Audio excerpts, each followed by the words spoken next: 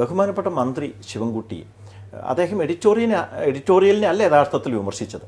അദ്ദേഹം വിമർശിച്ചത് കുറച്ച് നാളുകളായിട്ട് കേരളത്തിലെ കത്തോലിക്ക സമൂഹം എന്ന് പറയുമ്പോൾ അതിൽ നേതൃത്വം തുടരുന്ന ഒരു മൃദു BJP ബന്ധത്തെയാണ് അദ്ദേഹം വിമർശിച്ചത്.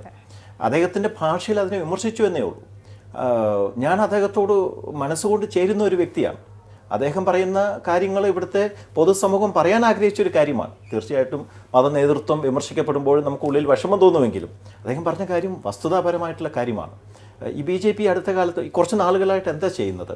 അവർ കേക്കും ലഡുവുമായിട്ട് ചെല്ലുകയാണ് ഓരോ ബിഷപ്പ് ഹൗസുകളിലേക്കും, അതുപോലെ തന്നെ ക്രൈസ്തവരായിട്ടുള്ള നേതാക്കളുടെ വീടുകളിലേക്കൊക്കെ, ക്രൈസ്തവ വീടുകളിലേക്കൊക്കെ ചെല്ലുകയാണ്, കേക്കും ലഡുവുമായിട്ട് ചെല്ലുകയാണ്. ഈ കേക്കും ലഡുവിൻ്റെയും കൂട്ടത്തിൽ ഇവർ മറ്റ് ചില കാര്യങ്ങൾ കൂടി അങ്ങോട്ടേക്ക് എക്സ്പോർട്ട് ചെയ്യുന്നുണ്ട്. എന്തൊക്കെയത്? ഒന്ന് വെറുപ്പ്, രണ്ട് ഭയം. ഇവരെന്താ പറയുന്നത്?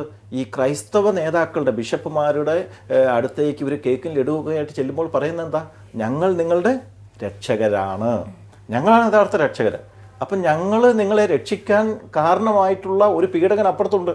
അപ്പോൾ മറ്റൊരു കമ്മ്യൂണിറ്റിയെ, മുസ്ലിം കമ്മ്യൂണിറ്റിയെ ചൂണ്ടിക്കാണിച്ചിട്ട് പറയുകയാണ് ഇവർ നിങ്ങളെ വിഴുങ്ങിക്കളയും, അല്ല ഇവർ നിങ്ങളെ പേടിക്കണം, ഇവരാണ് നമ്മുടെ രാജ്യത്തിൻ്റെ പ്രശ്നക്കാർ എന്നൊക്കെ പറയാതെ പറഞ്ഞ് ഈ ക്രൈസ്തവരുടെ ഉള്ളിൽ ഒരു മുസ്ലിം വിദ്വേഷമൊക്കെ വളർത്തി, അല്ലെങ്കിൽ ഒരു കേരളത്തിന് പുറത്ത് അവർ മറ്റു രീതിയിലുള്ള വിഭജനം ഉണ്ടാക്കുന്നു, ഇവിടെ ഇങ്ങനെയൊരു വിഭജനം ഉണ്ടാക്കി അവർ ചെയ്യാൻ തുടങ്ങിയിട്ട് കുറച്ച് നാളുകളായി.